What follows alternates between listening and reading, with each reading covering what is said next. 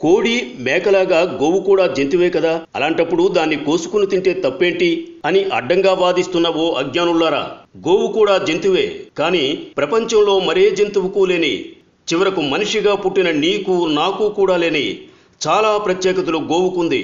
అందుకే హిందువులు తమ తల్లి తరువాత తల్లి స్థానాన్ని ఇచ్చి గోమాత అని గౌరవంగా పిలుస్తూ పూజిస్తారు. నీ చదువు, నీ సంస్కారం, నీ విచక్షణ, నీ విజ్ఞత, నిజాన్ని నిజాయితీగా స్వీకరించే వ్యక్తిత్వం నీలో ఉంటే గోమాత గురించి కొన్ని నిజాలు చెబుతా. ఆవు ఒకవేళ విష పదార్థాలను తిని ఆ పాలను మనం తాగితే రోగగ్రస్తులవుతామేమోనని ఒక ఆవుకు ప్రతిరోజు ఒక మోతాదుగా విషాన్నెక్కించి 24 గంటల తరువాత దాని రక్తాన్ని, పాలను, మూత్రాన్ని, పేడను ప్రయోగశాల ల్యాబ్కు పంపి వీరు ఎక్కించిన విషం ఎందులో కలిసిందో పరీక్షించారు. అలా ఒకరోజు 2 రోజులు కాదు, ఏకంగా 90 రోజులు ఢిల్లీలోని AIIMS, all India institute of medical సైన్సెస్కు పంపి పరీక్షించారు. ఆ ఆవు పాలలో కానీ, రక్తంలో కానీ, మూత్రంలో కానీ, పేడలో కానీ విషపు ఛాయలేవి కనిపించలేదు వారికి. గరళాన్ని శివుడు కంఠంలో దాచుకున్నట్టు ఆ విషాన్నంతా తన కంఠంలో దాచుకుంది గోమాత. మరే జంతువుకు లేని విశిష్ట గుణం ఇది. ప్రాణవాయువును పీల్చుకుని ప్రాణవాయువును వదిలే ఏకైక ప్రాణి. విషాన్ని హరించే గుణం ఆవు పాలకుంది.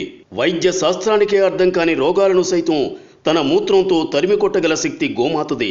ఆవు నెయ్యి, బియ్యం రెండూ కలిపి వేడి చేస్తే ఇథలిస్ ఆక్సైడ్, ప్రోపలిస్ ఆక్సైడ్ అనే శక్తివంతమైన వాయువులు విడుదలవుతాయి. కృత్రిమ వర్షాన్ని కురిపించడానికి ప్రోపలిస్ ఆక్సైడ్ శ్రేష్టమైనది. గోమూత్రం ప్రపంచంలోనే సర్వోత్తమమైన కీటకనాశిని. గోవు పేడ, మూత్రం ద్వారా తయారయ్యే మందులతో ఉదరకోశ వ్యాధులను నయం చేయవచ్చు. ఇళ్లను, వాకిళ్లను ఆవు పేడతో అలికితే రేడియో ధార్మిక కిరణాల నుండి మనల్ని కాపాడుకోవచ్చు. ఆవు పేడలో కలరా వ్యాధిని వ్యాపింపజేసే క్రిములను నాశనం చేసే శక్తి ఉంది. 1 తులం నెయ్యిని అగ్ని యజ్ఞంలో వాడితే 1 టన్ను ప్రాణవాయువు, ఆక్సిజన్ ఉత్పత్తి అవుతుంది. గోమూత్రం గంగాజలమంత పవిత్రమైనది. గోరక్షణ వల్లనే మన జాతి, మన ధర్మం రక్షింపబడును. గోరక్షణ స్వరాజ్య సముపార్జన కంటే ఏమాత్రం తక్కువ కాదు. గాంధీజీ. ఆవు పాలలో రసాయస్, ఆవు నెయ్యిలో అమృతం ఉంది. దాని మాంసం తింటే రోగిష్ఠులవుతారు. మహమ్మద్ ప్రవక్త. 1 గోవును చంపితే 1 మనిషిని చంపినట్టే. యేసుక్రీస్తు. గో క్షీరము గొప్ప మందు, దాని నెయ్యి గొప్ప ఆరోగ్యప్రదాయిని, దాని మాంసం రోగకారకము. హజరత్ మహమ్మద్.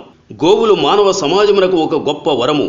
ఎక్కడ గోవులు చక్కగా పోషించబడుచు రక్షింపబడునో ఆ దేశపు భూములు గొప్పగా నుండును, గృహములు ఉన్నతి చెందును, నాగరికత పురోగమించును. మొహమ్మదీయులు మత గ్రంథమైన ఖురాన్లో ఎక్కడనూ గోవధ సమర్థింపబడలేదు. హకీల హజ్మల్ ఖాస్. గోహత్య ఇస్లాం మత నియమములకు విరుద్ధం. తోహాస్వి హింద్ బిజారు. భిన్నత్వంలో ఏకత్వం ప్రపంచంలో ఒక్క భారతదేశంలో తప్ప మరెక్కడైనా చూడగలవా? నువ్వు హిందువైనా, ముస్లిమైనా, క్రిస్టియన్ అయినా నా దేశంలో ఉన్నంత వరకు భారతీయుడివి. నా దేశ సంస్కృతి సంప్రదాయాలను గౌరవించడం నీ ధర్మం. స్వేచ్ఛ అంటే నీకు నచ్చినట్టు బ్రతకడం కాదు, నీ ఈ దేశం మెచ్చేటట్టు బ్రతకడం. వందే మాతరం. దయచేసి ఈ పోస్టును తప్పకుండా షేర్ చేయండి. Like and subscribe Eagle Media Works.